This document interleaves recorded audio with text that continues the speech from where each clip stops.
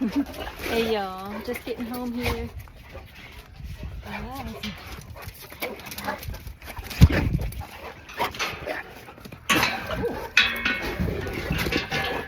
Well, hi baby boy. Dolce. Yeah, it's... Ooh, careful baby. Dolce. Well, I have some kind of bittersweet news for y'all. Oh, look at these though. Lucia. Aren't these gorgeous? Yeah, y'all, I have some kind of sad news.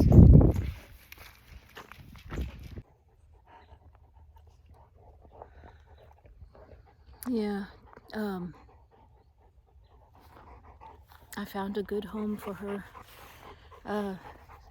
Found a really good home for Tekilla. Everybody knows that's been watching the channel that she was a foster, so I didn't, as much as I really wanted to keep her, I know I couldn't. I knew I couldn't, so I really got extremely attached to her, so it's very, very difficult for me. Very difficult to give her up, but the truth of the matter is, it really would be selfish if I kept her. It would have been selfish for me to keep her as much as I wanted to, because, oops, sorry, Tug, sorry, Duxie.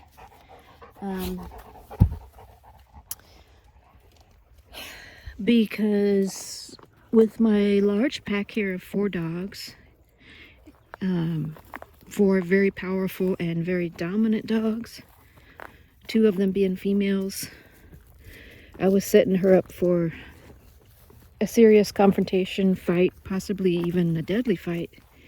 And multiple people told me that, multiple people who are familiar with both breeds individually, even people that don't know each other, I got several people telling me how risky it was that I would have Tekilla as an adult female. You know, she was only 6 months old.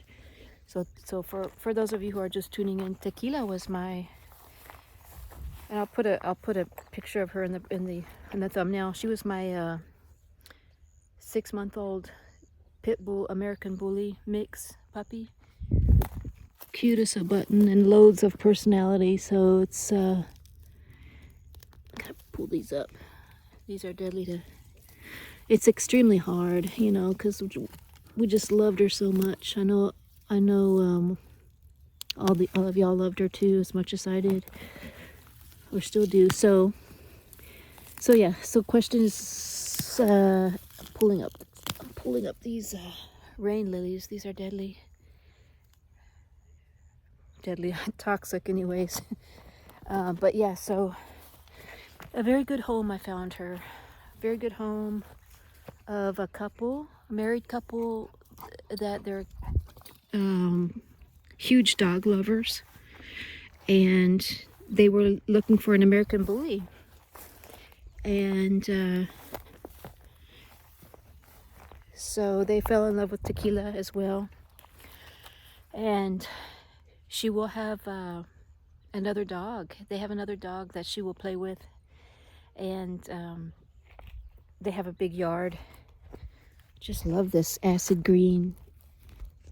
Oh, I just love it.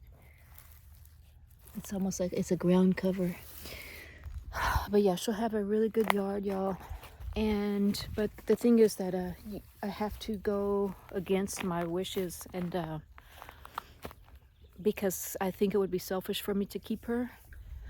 Ultimately, it would have been selfish for me to keep her, because it's like setting her up for failure.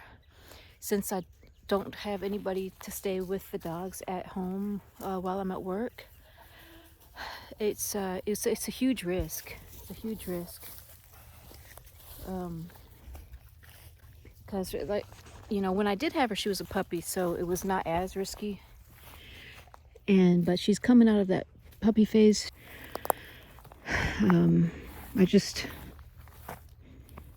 Anyways. Yeah, y'all. send positive thoughts my way if you don't mind, and with Tekilla as well, because it's rough. It's rough. I really miss her a lot. It's extremely hard to foster, but you have to take your... God, that sunset. You know, to foster a dog, you really have to take your selfish wishes out of the equation, because it's all about the dog. What's best for the dog? The good thing, you know, on a positive note, the good thing about Tekilla, I'm gonna go out on a limb here and say something that I think may be true, is that it may be a little easier on the dog, for the dog to rehome the breed that Tekilla is, rather than rehoming a Cane Corso, because the Pitbull American Bully, at least Tekilla, is less of a Velcro dog than the Cane Corso, I think. So the Cane Corso is extremely attached to one owner or one family. And don't get me wrong, the American Bully Pitbull breeds, they, you know, each of those breeds, in the mix that I have also, they get attached to their family, of course, as well. But what I saw in Tekilla was that she loves everybody. She loves everybody. She was wag her tail, wag her whole body. That's why she wasn't, you know, I would say probably not as good of a guard dog in some respects, not in all respects, but as a Cane Corso, because Cane Corso are kind of aloof to strangers. Whereas the breed that Tekilla is, and what I saw in her, even though she's a puppy, but I think it's true of many of the adults as well, is that they're friendly to a lot of strangers, even ones that, you know, even ones that they don't, you know, that might not necessarily be a friend, someone that they should be friendly with. So anyway, so in that respect, you know, she was so happy to see the new owners, who she just met. She had just met them, and you know, she was so happy that they were even giving her attention. So I don't think that would have been true for any of my Cane Corsos. Cane Corso, once they establish themselves in your home for any length of time, it's hard to rehome a Cane Corso. It can be done, of course, and it happens all the time, but in my opinion, it's probably a little bit harder on a Cane Corso to rehome for the dog. Look at Lucia. Lucia. Oh, get it, Lucia. So yeah, y'all, it was a volatile, very potentially volatile mix to have these two female Cane Corsos and to have Tekilla, Pitbull American Bully mix, female. Extremely dominant there too. That was a volatile mix of something dangerous waiting to happen. So I had to do it early.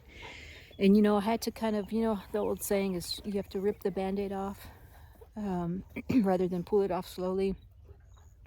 I had to kind of do that with Tekilla because, you know, the longer she stays in my household, in my pack, the longer she stays, the harder it's going to be, you know, potentially on her to rehome her. It's easier to do when she's a puppy. So she'll fit in nicely with her new home. And I did reach out to the new owners today because they took her yesterday. I reached out to them today to check on her and say, hey, how'd it go? How'd she do last night? And they said she did amazing. They said she's awesome. She's an awesome puppy. She fit right in, which was expected. I kind of expected that just because of her personality. She, like I said, she loves all people. And she's gonna love playing with that other dog. So yeah, so sorry y'all. I'm kind of heartbroken. I know some of y'all are gonna be missing her, missing her. The other thing I wanted to tell y'all is that I did tell the new owners to please reach out to me by text, call, anything. If at any point they, oh no, you know you're not supposed to reach out to me. If at any point they want to, that they feel it's not working out, go get it, and then I'll take her back right away. I'll come pick her up. So they have that peace of mind that if at any time it doesn't work out, then they can just call me, text me or whatever, and I'll come get her. So so we'll see. More to follow. You know, maybe who knows? Maybe they will. Maybe they will. Maybe they won't. I just want what's best for her. Like I said, I would love to keep her. I was so in love with that dog. You know, she stole my heart. She stole everybody's heart. And it is very, very sad. But bittersweet, you know, like I said, bittersweet because she's got a good home. She's got a shot at a really good life. She went from a potentially bad start at life, you know, to having a really good home. So I'm happy I could have done it for her, and happy she has a strong foundation. You know, she was raised, you know, given a really strong foundation with a good pack, good home, good experiences. And I had to set her free. So yeah, and you know, it's probably the responsible thing to do is I was getting to, you know, 5 dogs is too many for me. And I never really intended on keeping her. She was, like I said, just a foster. But I'd really tried to. I really wanted to keep her.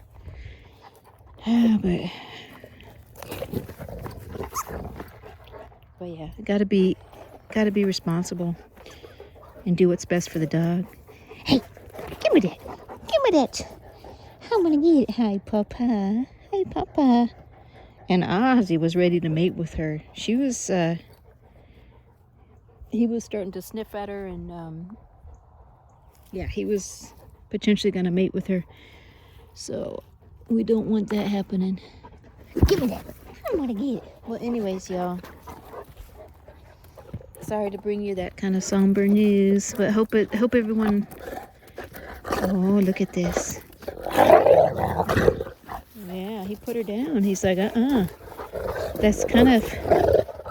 She, you know, she doesn't look like it, but she's still a puppy. Dolce, that's enough. She's still a puppy. That's enough. You sit, Dolce, sit. Dolce, sit.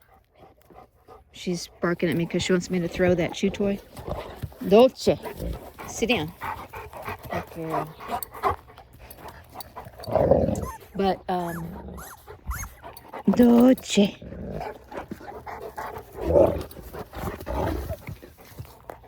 Yeah, look at him. He's trying to school Lucia there.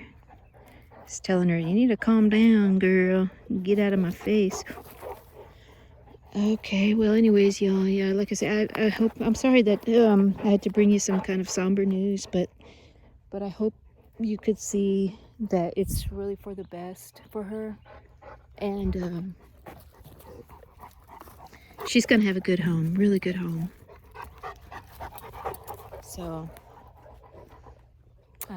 yeah, hope y'all have a good night, rest of the night, and we'll see you on the next one. Lucia. Alright, see, you tell her eyes. Oh, there she goes again. Oh, he's gonna put her down again.